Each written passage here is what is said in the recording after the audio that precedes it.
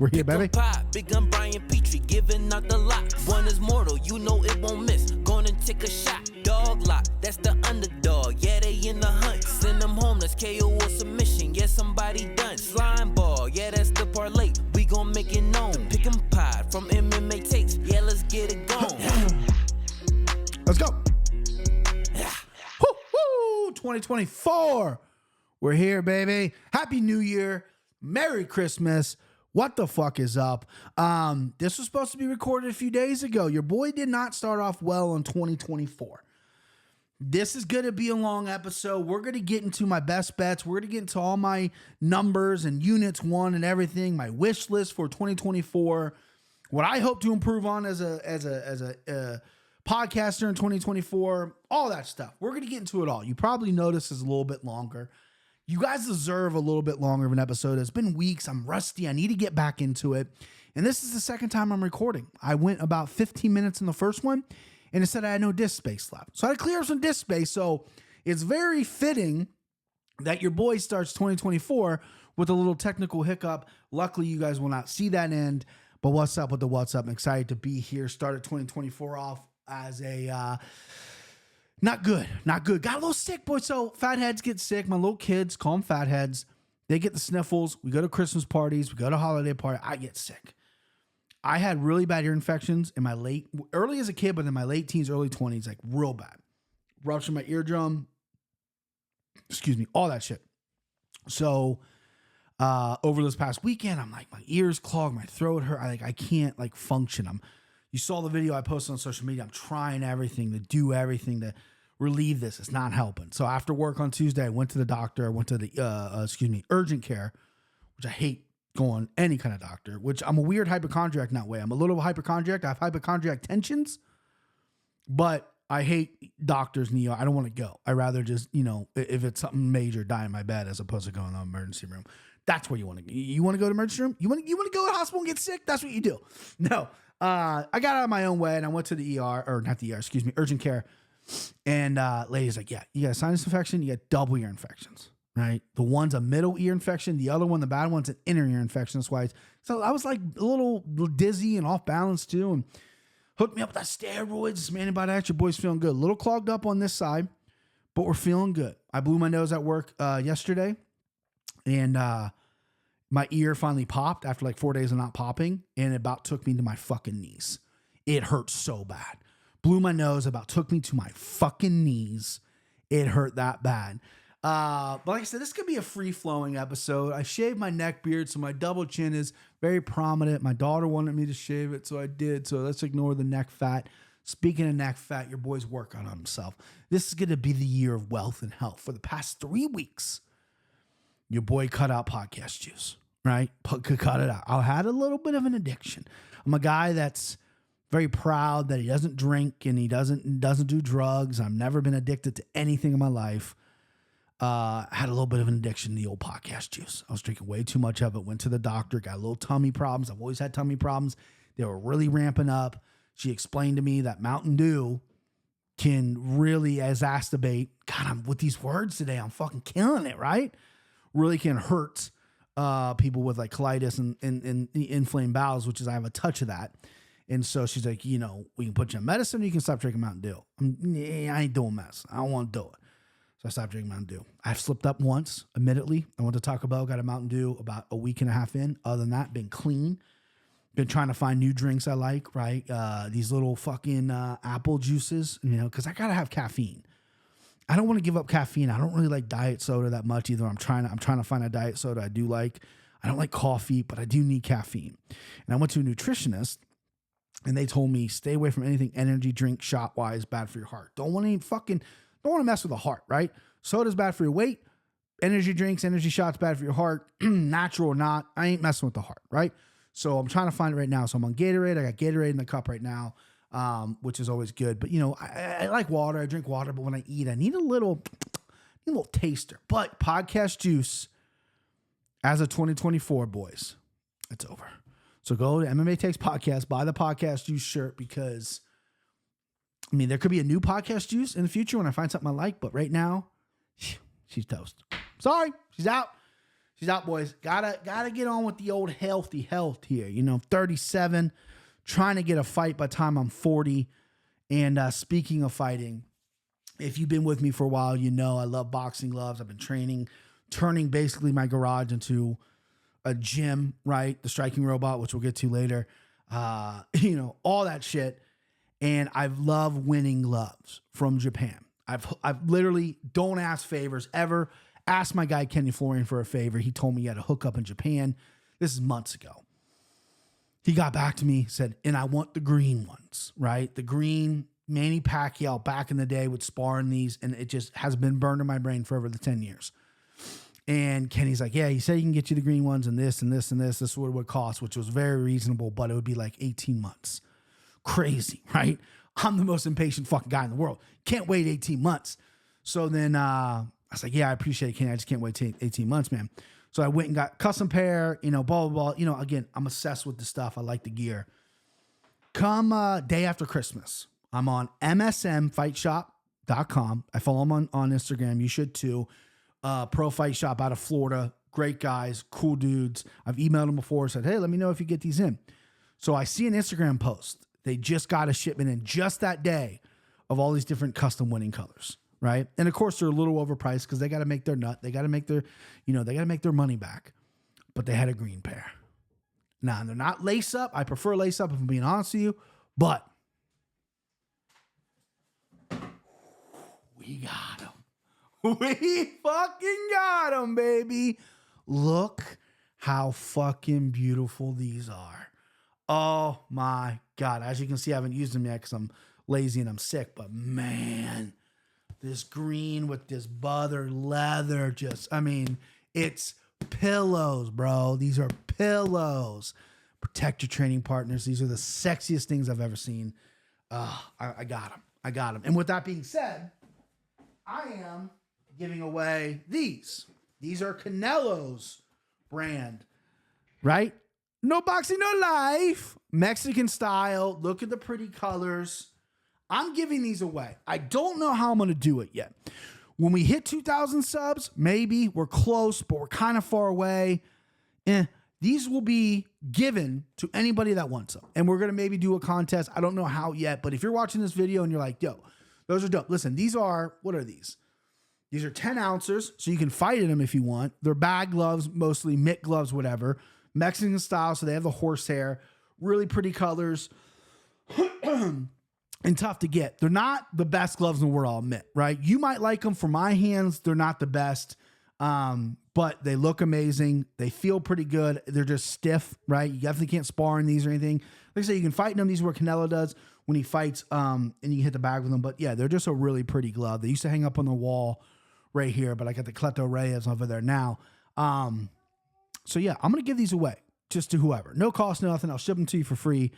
Within the United States. I know I got some Australia boys out there, and I love my Australian guys, but if you want these, you might have to pay for the shipping because that's a bit far away. But these will be yours. So I'm just gonna give them away. I don't need them. I got too many, right?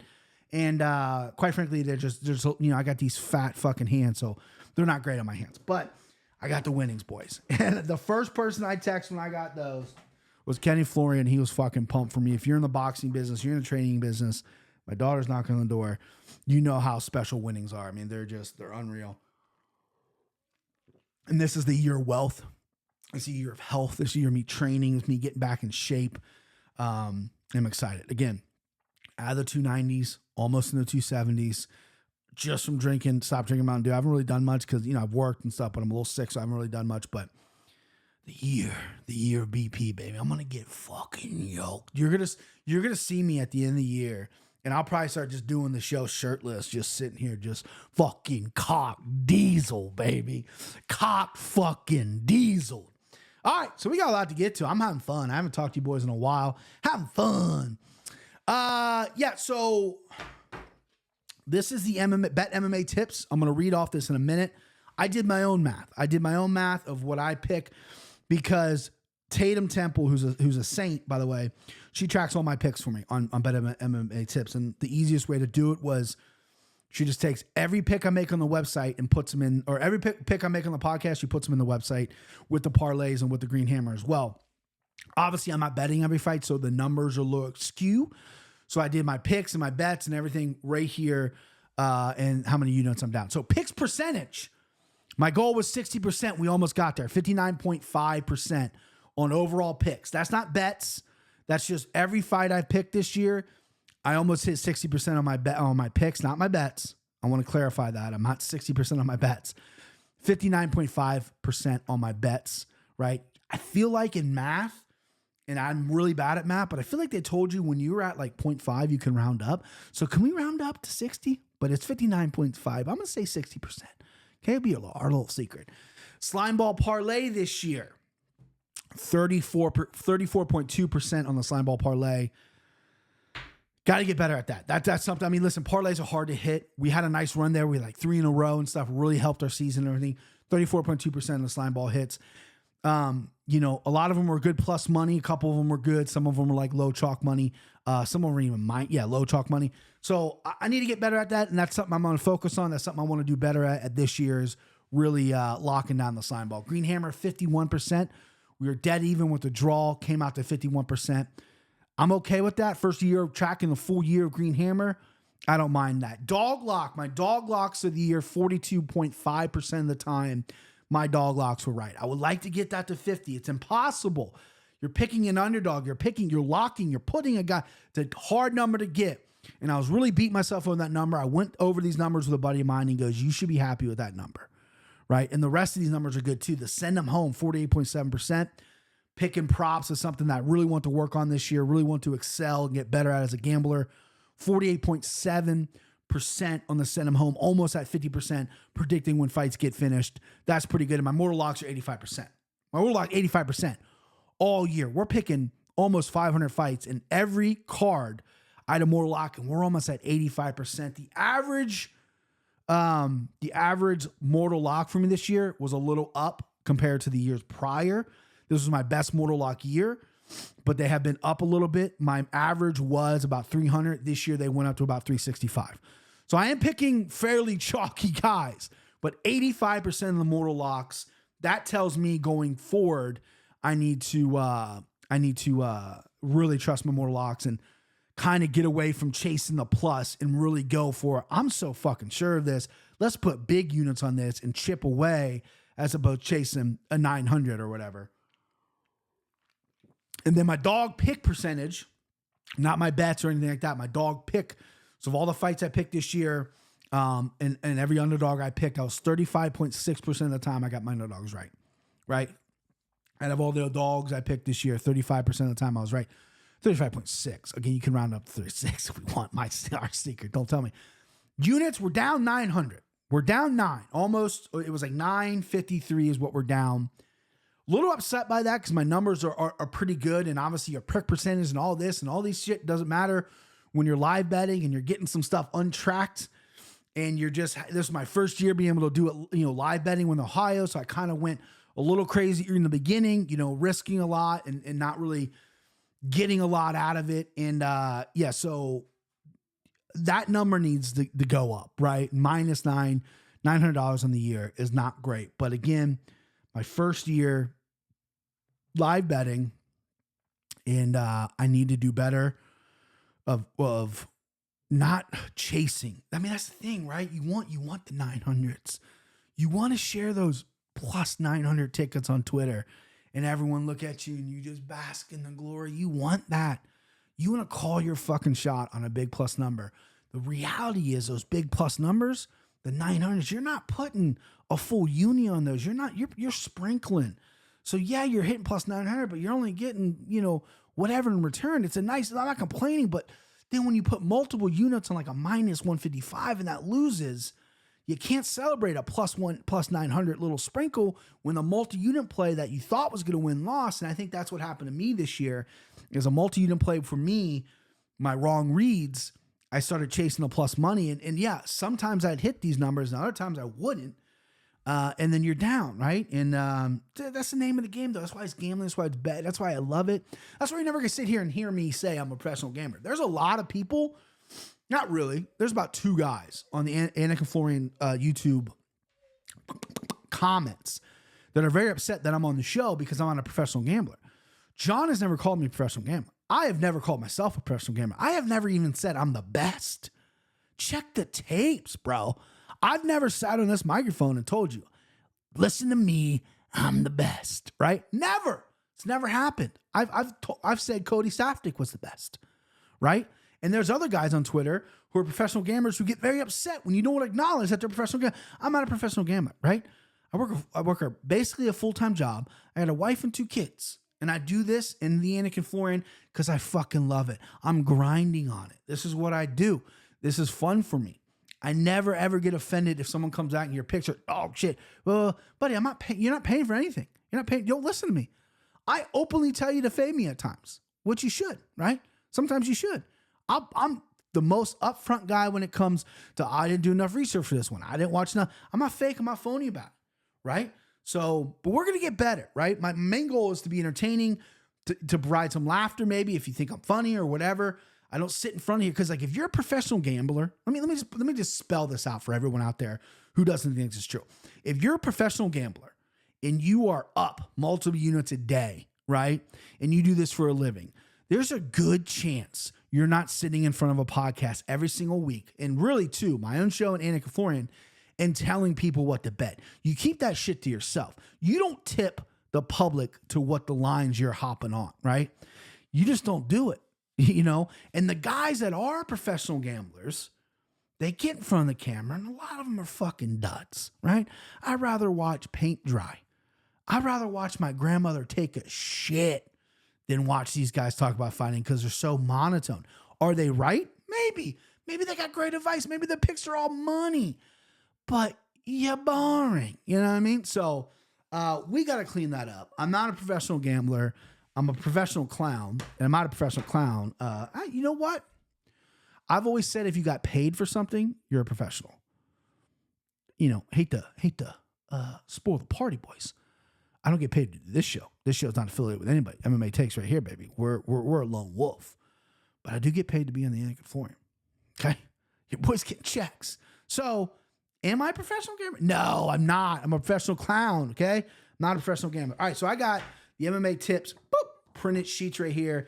Man, they go into detail, don't they? They go into fucking detail. So I've been doing MMA tips for 3 years.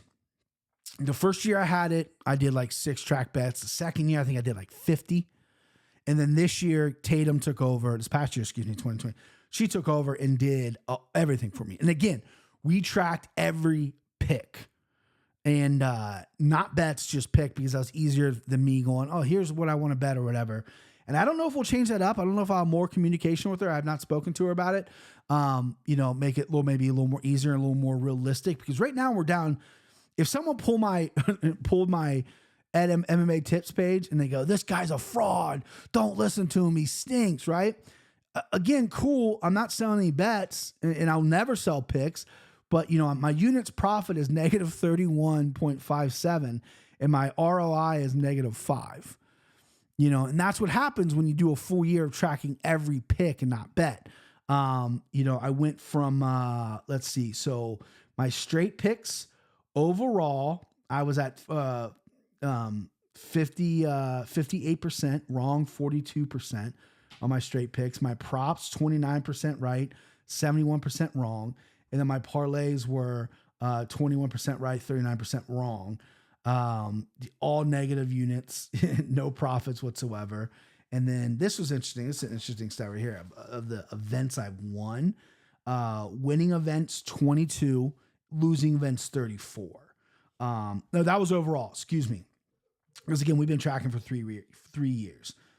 So this year, 2023, past year, whatever, I won 15 events. And I lost 26 events, 37%. So, I don't know what I've decided yet. This is really cool information, better than the tips. That's pretty cool. And again, thank you for Tatum for taking care of that. But I don't know what we're going to do. If I'm going to let Tatum know, here's what I want bets. Maybe quit being a lazy fuck and do it myself. That's obviously a real possibility. But, I always see online guys pull these stats and they're like, you stink, you're a phony. And it's like, yeah, dude, what? Like, sorry. I mean, what do you want me to say? I just exposed it there. I'm not hiding the numbers. I'm telling you what it says. You know what I mean? I'm not charging anything. I'm not fraud of the night. I'm not asking for money ever. I mean, if you want to buy a shirt, go buy a shirt. MMATakesPodcast.com. Cool. Get a sticker. Cool. But yeah, I ain't selling you nothing, man. You know what I mean? I can lose. It's only my own money that I'm losing. Fuckers. That's a hypothetical fight I just got into my head. You saw I worked that out. You ever do that? You're like, I'm going to get an argument with this guy today. I know it. Here's what I'm going to say. And you do the fight in your head of how it's going to play out, and then it never happens. That's what just happened there. That might never even happen, right? People come at me every once in a while, but it might never happen. But I got the fight out of my head. You see what I did there? I'm one step ahead, baby. All right, so let's get to some of the biggest bets, worst bets, all that shit. Yeah, so the biggest bet or the biggest dog I hit all year, and I had a really good read on it. I hit him twice this year.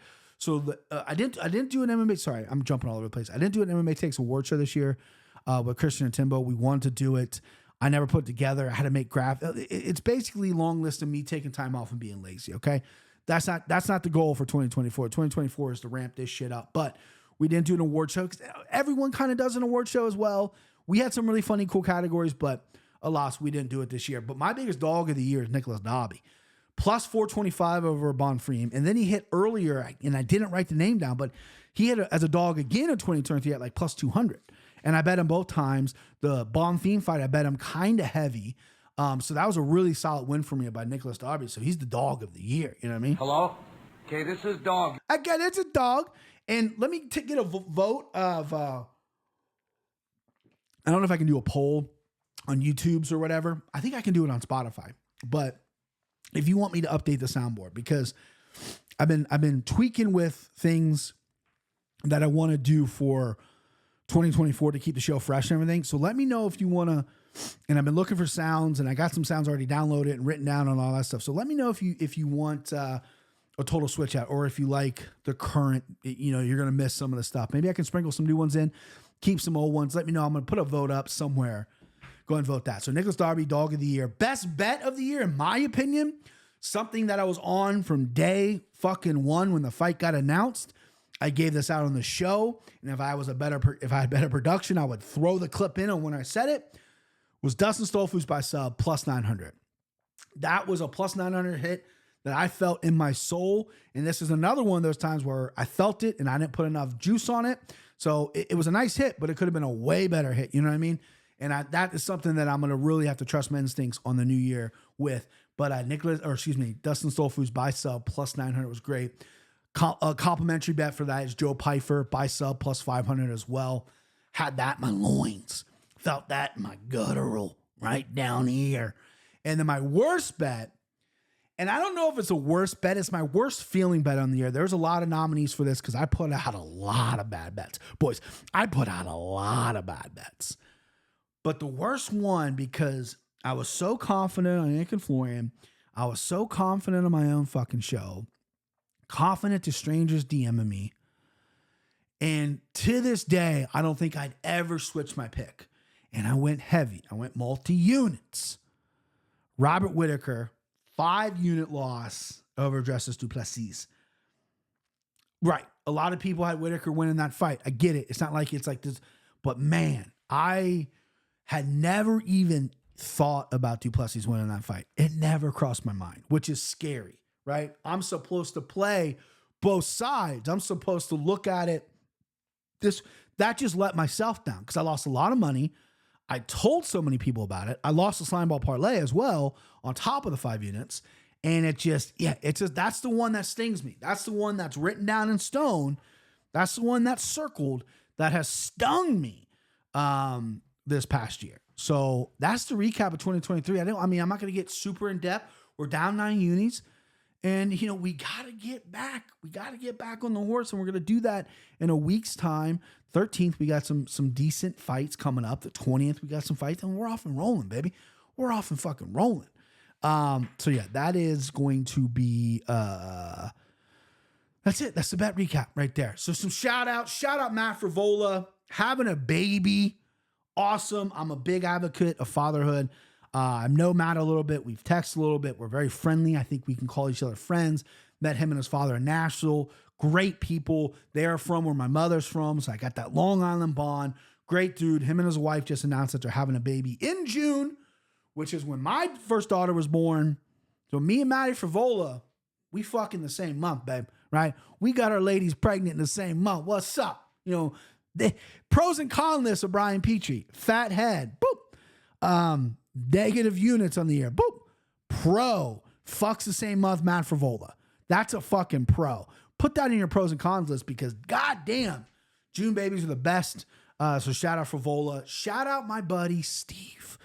Let me tell you about this guy, right? So he has been my very best friend since second grade. Met him in second grade.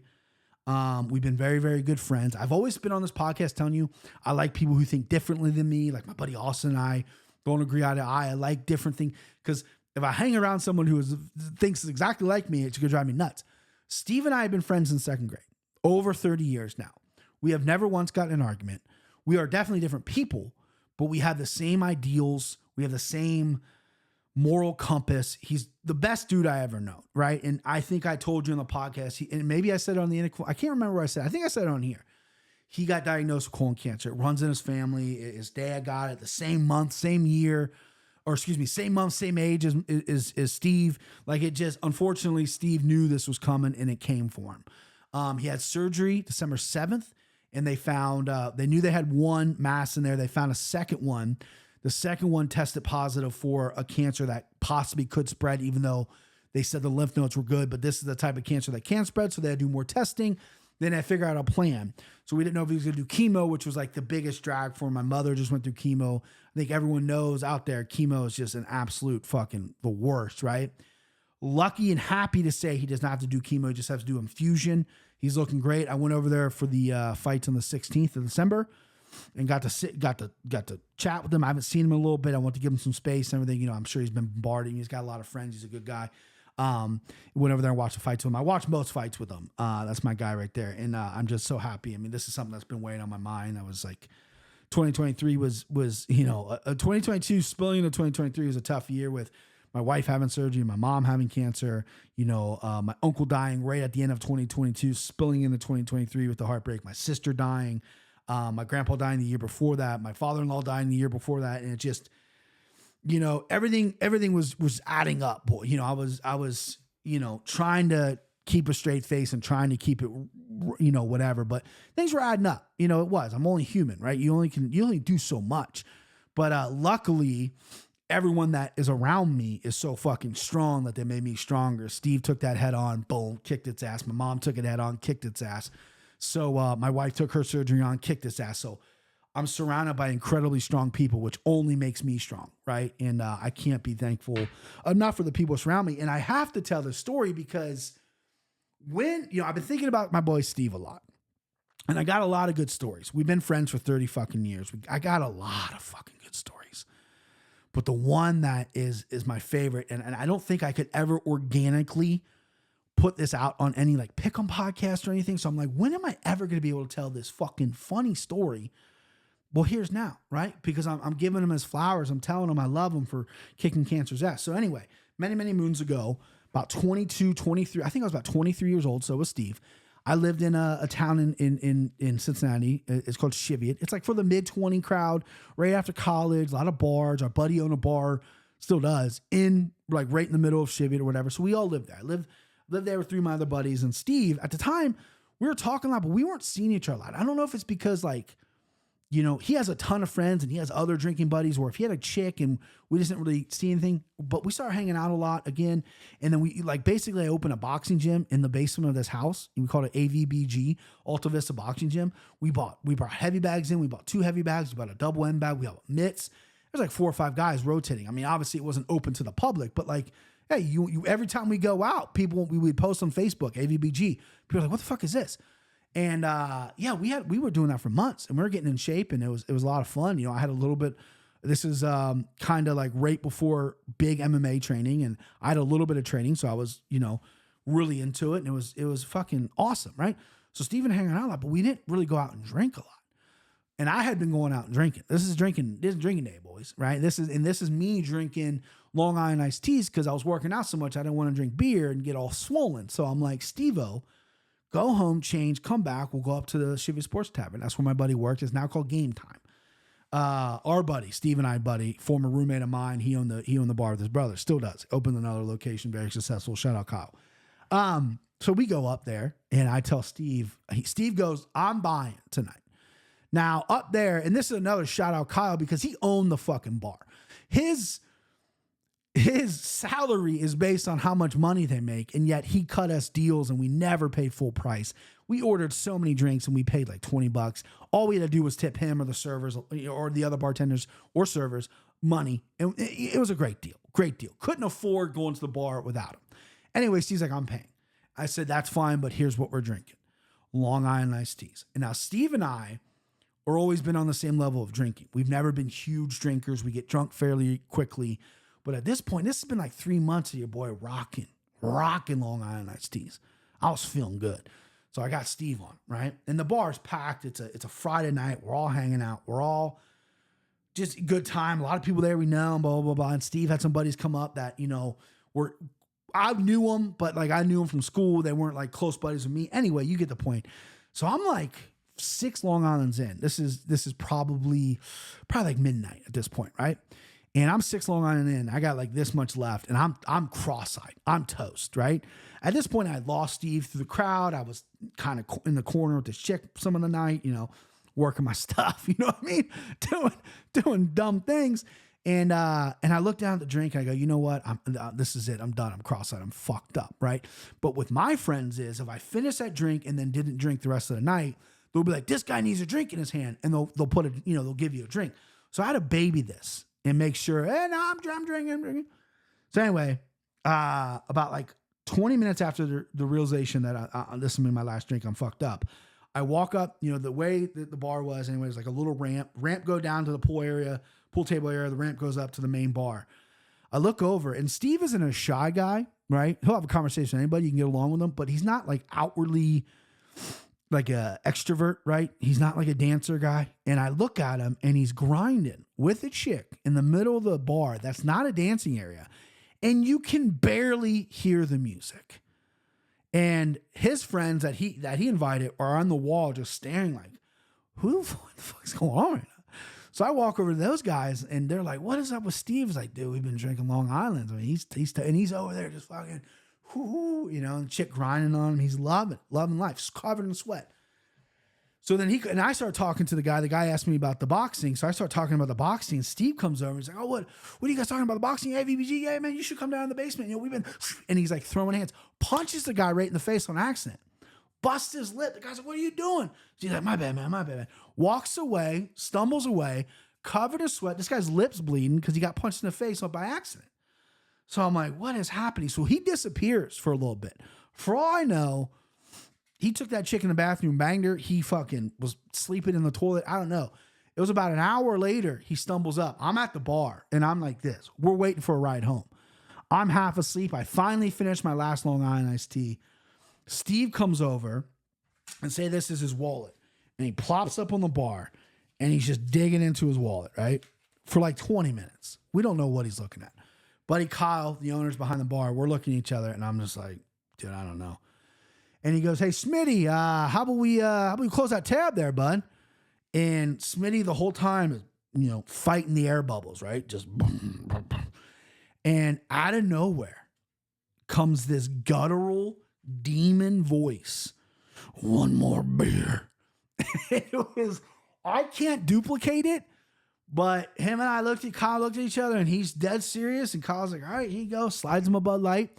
Right when he got the Bud Light, our ride was like, hey, we're ready to go. You want to take us home? We live right down the street, or I live right down the street. Steve was staying with me. So Steve goes, yeah, domes the beer, right? So we get in the car, and we're talking or whatever, and he's out of it. So we get back to the house. I got to work at 9 a.m. the next day. This is now at like 2. So I give him a pillow. He's on the couch. I go sleep. I wake up. The worst hangover of my life. This is, in fact, the last night I ever cut loose. This hangover was so bad. And I had a couple prior to this where I'm like, I'm not built for this anymore. This was so bad that this was the last night I think I ever really got toasted drunk, right? I've had a couple drinks since then, but never like this. And I could barely walk. I'm laying in the shower. I'm puking in the shower. I get up, I'm 45 minutes late for work or whatever. Steve's dead asleep on the couch. I go to work, I get off at 4, I come home at 4. Steve is still asleep on the couch. The pillow I gave him was a white pillow. It is now yellow. I'm talking yellow because of all the alcohol that he sweated out of himself. He slept on my couch from 2 a.m. to 4 p.m., 4:30-ish p.m. Got up, see you bros, left, right? And then weeks later, or probably like a couple days later, he came over and boxed. I'm like, yeah, dude, I mean, I had fucking... And again, I was the pro at the time. I'm drinking Long Island iced teas like every Friday for 3 months. I had 6 and was cross-eyed.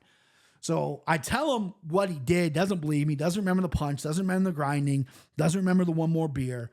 And I go, yeah, how many Long Islands do you have? I had 6, man. Would you have like 3 or 4? He goes, I had 12. 12 Long Islands. Oh my God.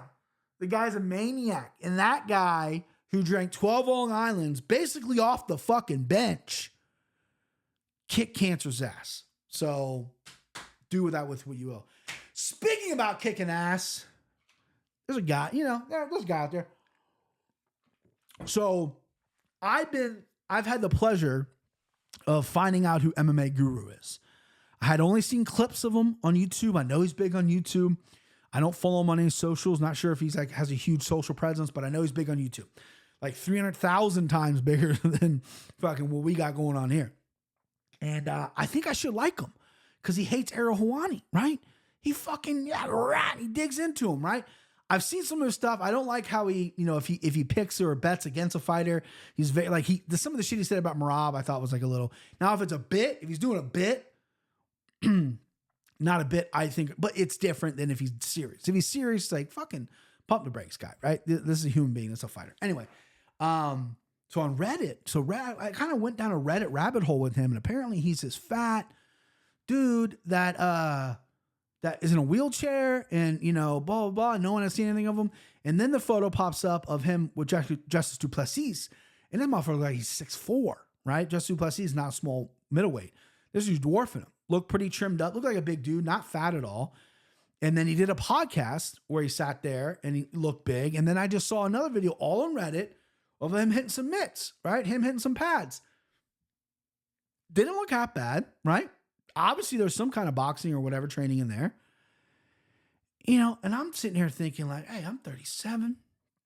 I got a little platform. I got a bigger platform with Andy Florian. This guy's obviously huge on YouTube.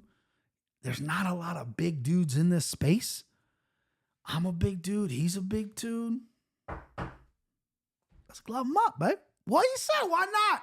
Why not? This is my official MMA Guru call out. Why not? He's a big guy. I'm a big guy. We can do MMA. We can do boxing. I know he's from England. I don't know if I'm going to fly to England. Be honest with you. Don't like planes. Don't have a passport. But I think that would be a fucking dope fight we could put together. You got Ben the Bane Davis, who I love, right? Who's 5'7", 160 pounds. I don't know if he's that short. He's not as tall as I thought he was. Never met him in person. Great guy. He's going out there and doing jiu-jitsu tournaments with maybe a couple classes of training against a black belt. He's going out there and boxing Anderson Silva's kid. He's going out there calling out fucking Dylan Danis for a boxing match. Like, right? Ben's doing it right. Ben's like fucking fearless, right? I love that shit. And he's getting paid to do this. And he's a big, huge on social media. Again, I love Ben. But I'm like, if Ben can have some fun, let me have some fun. And this guy's way bigger than me. Not physically, I'm saying by his audience size. Way bigger, right? He'll be the A side. I'll happily be the B side. But, and I have nothing against the guy. I just saw him hit mitts. I saw how big he was. And if you look at all the other cappers that are in this space, no one is a big size, I don't think. Maybe I'm missing some people. Hit me up if there's other guys out there that are big. But big dude, he's hitting mitts. I want to fight, before I'm 40. Why not? Make some money a little bit. Get our names out there. Have a little fun. Punch yourself in the face. So again, MMA Guru, this is a friendly call out. If you want to throw down, let's do it, bruh. I don't know how old he is though. Like if he's like 22 and I'm 37, I might be fucked, but whatever. But yeah, hey, MMA Guru. I don't watch a ton of your stuff. Maybe I should start. I've seen a lot of the Helwani stuff you do. I love it. but you're a big guy. I'm a big guy. It's the big guy call out, right? So if you want to make some cash, I mean, Booger Beard, who is amazing on Twitter, funny guy, right? Has his own unique sense of humor, big following, seems like a good, genuine dude too. He's like boxed like 2 people at like Karate Combat or something. Like, I feel like we could get this together. So let's have a little fun, huh? Let's have a little fun. And this is funny, me calling out MMA Guru as I'm sitting here out of shape, double ear infection, can't hear out of my ear, headache's killing me, or my head's killing me with a headache. And here I am calling out someone to fight. I'm a fuck, or whatever. But hey, listen, we should do it. Be a whole lot of fun. All right, last 2 things here. So we're not as long as I thought, 40 minutes. Not bad. What I want to improve on in 2024, what I want to bring to the podcast, how do I want to get better, right? I'm never happy. I am a bit of perfectionist, OCD perfectionist. I want things to be perfect. And the one way I want them to be perfect is I want to bring an entertaining show. I don't want to be monotone. We talked about it earlier. Some of these professional bettors are just boring through their fucking teeth. Some people might like that. I always want to be entertaining. I always want to be funny. And this is who I am. This is my natural personality. I mean, yeah, sure, I'm turning up a little bit, maybe. But if you've been around me, or if you hang around me, if you ask my friends, I'm a fucking kind of a goofy guy when it comes to this stuff. Doesn't mean I don't take it seriously. It just means that I'm trying to bring seriousness and fun to a thing that is fun. Sports gambling is fun. People forget that. Yes, we're trying to make money, but it is a community and we're trying to have fun with it. We're not trying to kill each other if we lose a bet. We're not trying to go, you gave me wrong information, fuck you and your family. We're not doing that. We're trying to be a community where we're placing bets and we're winning fucking money. And I'm trying to be entertaining for your drives at work. Listen, I'm a driver. All I do is listen to podcasts. Having a nice, good, steady podcast to listen to is great. I get messages all the time like, hey man, you gonna drop the podcast? I was at work. I like to listen at work. I love that because that's how I feel. I'm the same guy. I don't want a podcast dropped at work. So I can listen to it at work. And that's another thing too. I haven't listened to any new shows in a long time. I used to listen to like pretty much every MMA show that got recommended to me to kind of see what's out there, to make sure I'm not copying anybody or parallel thinking with anybody, yada, yada, yada. I haven't done that pretty much all year. This year, I want to make an improvement. I want to do that. Maybe it'll help me. Maybe, someone's out there that's widely talented and they'll teach me a thing or two, whatever. I'm always trying to get better. That's going to be on the card for 2024 as well. And Not Robot with Just Picks. I've already kind of talked about that. I have notes, by the way. Better at building parlays. We talked about that a little bit. My slime ball percentage was 34.2%. That's upsetting. Parlays are really, really hard to hit. But I need to lock in more, I think. I know I've had better percentages years prior. Obviously, this could have been a down year, what have you. Need to get better at that. I want to get better at that. The slime ball parlay is something that I get asked about all the time. It was kind of like the first thing I really kind of created that people liked, and it was like catchy and whatnot. And I want that to win. I want that to win. So I need to get better at that. And it's not like I'm phoning it in. I'm trying on these parlays. But I'm saying there could be more work done for sure. 100%. There always could be more work done. And I think I'm willing to do that and really start building early. Because I used to build late in the week and then put it out on the pod late.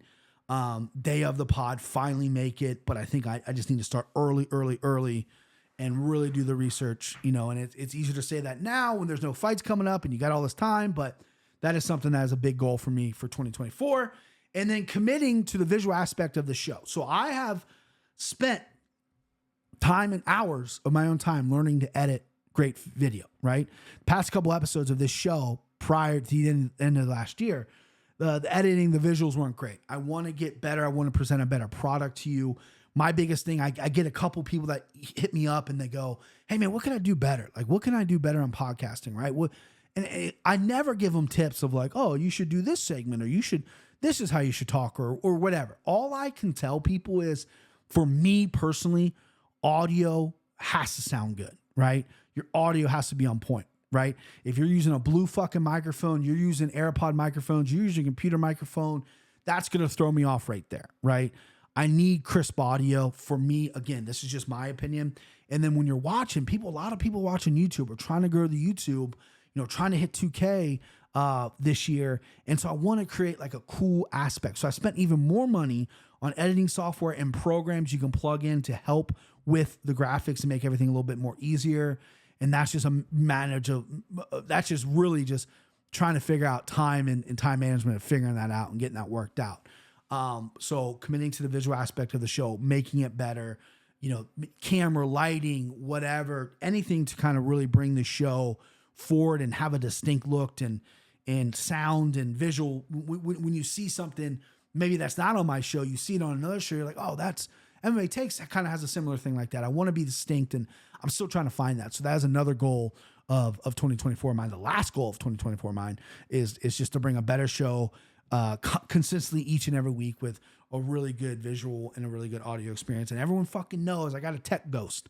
Things don't go right all the time, but God damn it, I think we can get this done. All right, end the show with my wish list for 2024.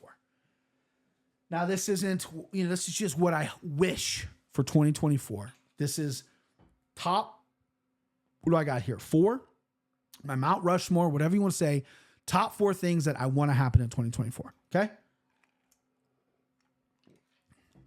Number 1, Johnny Eblen in the UFC. Now, I could have went Patchy Mix. I could have went a lot of guys here. The PFL now owns Bellator. There is no 185-pound division in PFL. Johnny Eblen, who to me, next to Patchy Mix and maybe Usman Nurmagomedov are the guys that should be in the UFC. But I went Johnny Eblen because he doesn't even have a fucking division, right? If I was his manager, I'd go, UFC, buy us out. Because Johnny Eblen is a fucking stud. I like the way he fights. He's constantly getting better. He's got a great chin. He's got a great motor. He's good everywhere. 185 is wide open in the UFC. The PFL doesn't even have fucking the division. Give them to us. Give us Johnny Eblen. Johnny Eblen in the UFC by 2024 is top of the goal. Do not think that's going to happen because PFL is going to hang on to him. They know they got a star. They just don't have a fucking division. Johnny Eblen isn't the biggest 85er. I don't want to see him go up to 205, but he probably will. They're going to do some catchweight fights that don't fucking mean anything. He needs to be a champ. He needs to be fighting the best in the world, and the best in the world is in the fucking UFC. So Johnny Eblen in the UFC, number 1. Number 2, I need to see Alex Pereira versus Jamal Hill for the 205-pound belt. Even if it's not for the belt, I need to see those two fight. That, to me, screams the most entertaining fight at 205 for me. Pereira, unbelievable. Jamal Hill is not going to go for takedowns. He has utmost confidence in his hands. We all know what Alex Pereira brings. And anybody can doubt Jamal Hill and say, you'll get knocked out, you do this. He's proven people different. He's proven people otherwise. And I would love to see that fight at 205. There's obviously a slew of other fights I want to see. But when I sat down and thought, what's the one fight that I have to see in 2024? It was that fight. That was the fight that first came to my mind. Lightning bolt. Boom. Had to do it. Number 3, Tatiana Suarez title shot. I love Tatiana Suarez. Again, her and Patchy Mix got a great thing going. I think I want to see her take a title shot. She'll win the title, guaranteed. She will be champion by the end of 2024, guaranteed. And she can fucking pick her weight class. I would like for it to be at 115, but if she goes to 125, she wins that too. She can win both titles, right?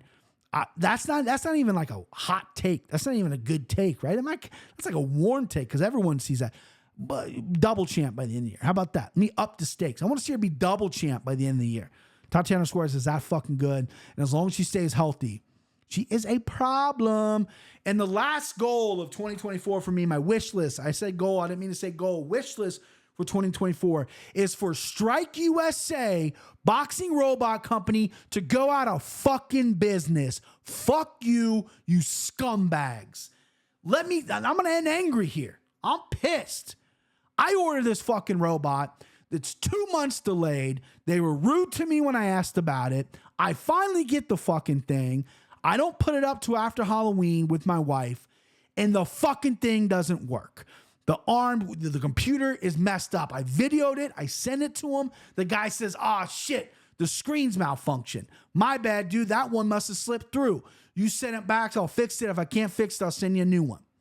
Cool. Where am I sending it at? Gives me the address. Hey, don't use the same box so the shipping cost is lower. Am I paying for shipping? Because this isn't my fucking fault. Ignored me. Hey, man, I'm not paying for shipping. Can you please send me a shipping label, whatever? I'll get it shipped out to you. You can send me a new one. I spent $700 on this thing. What are we going to do here? I don't think I should pay shipping. Ignored me. Follow-up email, tell him to go fuck himself. Ignored me. I emailed shop, whatever, that ships through, right? Ignored me. Fuck these scumbags. Fuck them in their ass. I hate them. I was going to do like a CoffeeZilla YouTube expose and share the emails and share everything where this guy admits fault and then not do anything about it. And if I return the fucking thing, I'm paying shipping to return this big ass box to Washington. I'm in the business. That's going to be $100. And then I don't even think he's going to refund my fucking money. So I'm going to keep the thing. I'm going to break the fucking thing on camera and I'm going to tag them and tell them they're a bunch of fucking scumbag crooks. And I hope they go out of fucking business. Fuck you. Woo! Got hot. I got hot. I've been holding on to that for a little bit. Those fucking guys, man. I have been polite. I have been nice. I've been trying to do what's right.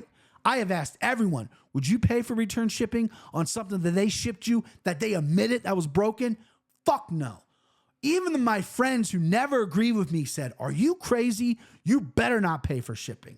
I'm $700 in hole right now because these fuckers sent me a bum product that doesn't work, admitted that it's malfunctioned, admitted that doesn't work, and they still won't fix it for me. So they can go fuck themselves. I hope they run themselves in the ground. I hope they go to jail and get their fucking faces fucked, their assholes ripped open. I don't give a fuck. Fuck them. And I think it's one guy. I think it's the same guy that emails me and DMs me because sometimes I don't respond to my email. So I DM him on Instagram. He'll respond there. I think it's the same fucking guy. You little rat fuck. Fuck you. All right. That's it. I got hot. Woo! It's going to be a good year. It's going to be a good year, baby. I'm fired up. I love you guys. Thank you. Subscribe. Tell your friends to subscribe. We're having a good time. Pick'ems next week, baby. Anick and Florin, we're recording early next week, so that'll be out probably for my show. We're back in the saddle, baby. We're going to do this. I can't wait. Thank you for the ride. 2024, to me, is going to be the best year yet, in my opinion. To the fucking moon, baby. You guys are the best. I love you.